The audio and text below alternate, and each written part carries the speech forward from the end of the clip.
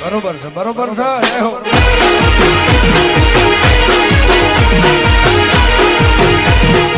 Hello દોસ્તો, કેમ છો? તો આજે આપણે શીખવાના છે કે માઇક્રોસોફ્ટનું અકાઉન્ટ કેવી રીતે બનાવવું. તો મિત્રો, માઇક્રોસોફ્ટનું અકાઉન્ટ બનાવવા માટે તમારે સૌપ્રથમ તમારે પ્લે સ્ટોર એપની અંદર આવી જવાનું છે. મિત્રો, પ્લે સ્ટોર એપની અંદર આવી ગયા પછી મિત્રો તમને પ્લે સ્ટોર અહીંયા તમારે ઓપન થશે. મિત્રો, આમાં નેટવર્ક ઓન નથી એટલે નેટવર્ક ઓન કરી દઉં છું. મિત્રો, તો અહીંયા તમે જોઈ શકો છો. પછી તમે અહીંયા સર્ચના આઇકન ઉપર તમારે ટચ કરી અને અહીંયા તમારે લખવાનું છે બિંગ એપ્લિકેશન. બિંગ એપ્લિકેશન લખશો એટલે તમારી સામે કંઈક આ પ્રકારનું કંઈક ખુલીને આવશે. તો આ તમારે આ બિંગ એપ્લિકેશન છે ઉપર જ દેખાય છે અને તમારે અહીંથી ડાઉનલોડ કરી લેવાની છે. તો મારે મિત્રો પહેલેથી ડાઉનલોડ કરેલી છે. તો મિત્રો એને હું ખોલી લઉં છું. મિત્રો એને ખોલતા થોડીક વાર લાગશે. તો મિત્રો તમારે મિત્રો માઇક્રોસોફ્ટનું અકાઉન્ટ સૌથી પહેલાં બનાવવું જરૂરી છે. તો મિત્રો અહીંયા તમે જોઈ શકો છો. અહીંયા મિત્રો તમને ખૂણામાં એક આઇકન દેખાશે સાઇનિંગવાળું. અહીંયા ખૂણામાં એક આઇકન દેખાય છે સાઇનિંગવાળું. તમારે એના ઉપર તમારે ટચ કરી દેવાનું છે. એના ઉપર ટચ કર્યા પછી કંઈક આ પ્રકારનું ઇન્ટરફેસ આવશે. તો મિત્રો અહીંયા તમને એ ટેપ ટુ સાઇનિંગ લખેલું છે તેના ઉપર તમારે ક્લિક કરી દેવાનું છે. મિત્રો, ટેપ ટુ સાઇનિંગ ઉપર તમે ક્લિક કરશો એટલે તમને અહીંયા લખેલું દેખાય છે પહેલા નંબરનું માઇક્રોસોફ્ટ અકાઉન્ટ. તો અહીંયા તમારે સાઇનિંગ ઉપર તમારે ક્લિક કરી દેવાનું છે. મિત્રો, સાઇનિંગ ઉપર ક્લિક કરશો એટલે તમને અહીંયા ક્રિએટ વન કરીને દેખાશે. એના ઉપર તમારે ટચ કરી દેવાનું છે. મિત્રો, અહીંયા તમે ટચ કરશો એટલે તમારી સામે કંઈક આ પ્રકારનું ઇન્ટરફેસ ખુલીને આવશે. તો મિત્રો અહીંયા તમારે જે પણ ઈમેલ તમારી હોય એ ઈમેલથી તમારે જે સાઇનિંગ કરવા માંગતા હોય તે ઈમેલ અહીંયા નાખી દેવાની છે. જેમ કે હું ઈમેલ નાખી દઉં છું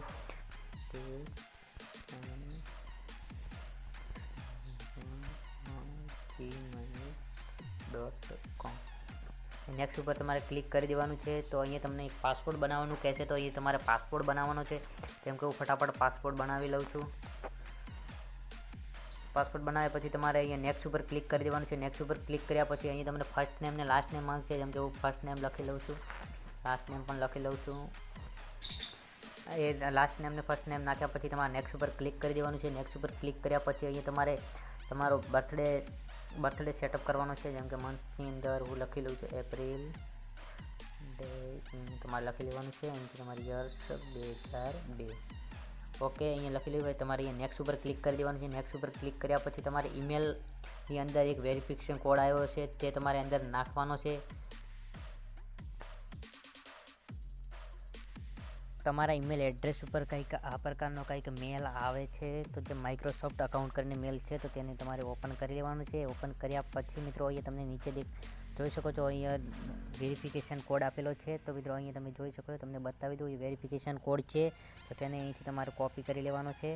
તો કોપી કરી લેવાનો છે અને પાછું તમારે માઇક્રોસોફ્ટની અંદર આવી જવાનું છે. માઇક્રોસોફ્ટની અંદર આવી ગયા અને અહીંથી પેસ્ટ કરી નેક્સ્ટ ઉપર તમારે ક્લિક કરી દેવાનું છે. નેક્સ્ટ ઉપર તમે જેવું ક્લિક કરશો એટલે મિત્રો કંઈક તમારી સામે કંઈક લોડિંગ લેશે. લોડિંગ લીધા પછી મિત્રો તમારી સામે કંઈક આ પ્રકારનું કંઈક ઇન્ટરફેસ આવશે. મિત્રો, તો અહીંયા તમે જોઈ શકો છો કંઈક આ પ્રકારનું ઇન્ટરફેસ આવે છે. તો અહીંયા તમે ક્રિએટ અકાઉન્ટ, જે આપણું અડધું અકાઉન્ટ બની ગયું છે. તો હવે એની અંદર અહીંયા ખાસ વાત આવે છે પઝલ સોલ્યુશન કરવાની. તો તે તમને શીખવી દઉં. તો અહીંયા તમારે નેક્સ્ટ ઉપર ક્લિક કરી દેવાનું છે. નેક્સ્ટ ઉપર તમે ક્લિક કરશો એટલે મિત્રો તમે અહીંયા તમારે ખાસ ધ્યાન રાખવાનું છે. આ મિત્રો હેન્ડ કઈ બાજુ છે? આ બાજુ છે. તો આપણે મિત્રો આને પણ કંઈક આ બાજુ કરવાનું છે. જેમ કે હું કરી લઉં છું ફટાફટ. આ બાજુ છે. ઓકે, પછી આપણે સબમિટ ઉપર ક્લિક કરી દેવાનું છે. તો તમારે આપણે પહેલું પઝલ સોલ્વ થઈ ગયું છે. તો આપણું અહીંયા માઇક્રોસોફ્ટનું અકાઉન્ટ પણ બનીને મિત્રો તૈયાર થઈ ગયું છે. તો મિત્રો આ પ્રકારનું આપણે માઇક્રોસોફ્ટ અકાઉન્ટ બનાવી શકીએ છીએ.